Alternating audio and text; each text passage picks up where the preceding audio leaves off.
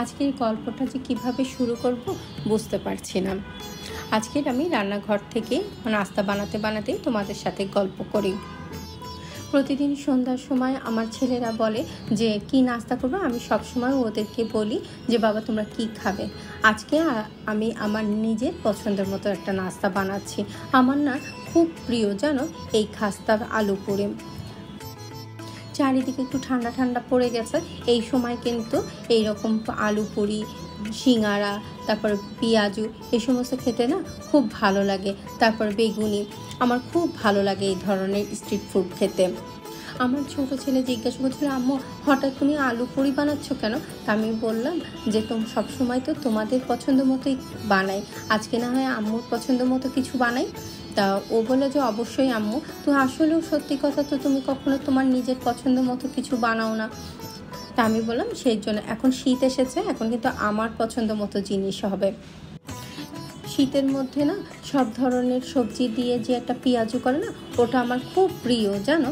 আমার শীত আসলেই সব সময় আমি সবজি পাকুড়া বানিয়ে থাকি। তারপর এমনি নর্মাল পাকুড়াও খেতে কিন্তু আলু গাজর দিয়ে যে পেঁয়াজু বানায়, সেই পেঁয়াজুটাও খেতেও কিন্তু আমার খুব ভালো লাগে।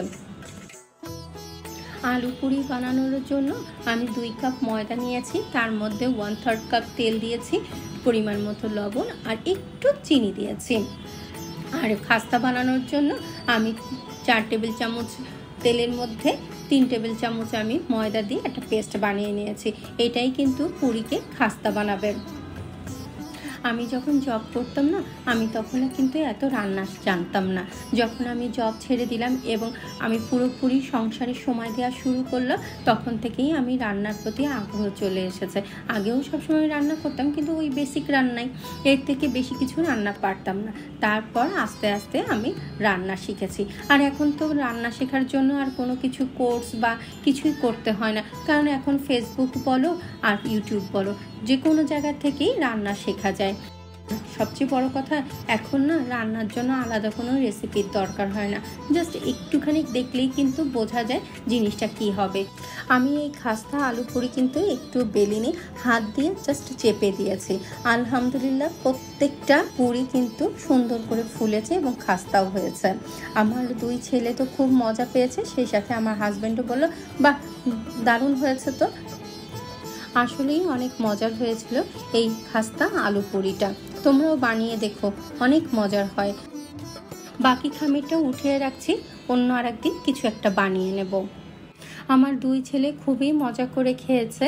আর আমার ছোট ছেলে পরের দিন স্কুল থেকে এসে বলল, আম্মু 2টা যে পুরি বেঁচেছিল সেটা কি আছে, আমি খাবো, আমার না খুব ভালো লেগেছে, আবার তুমি কিন্তু বানিয়ে দিও।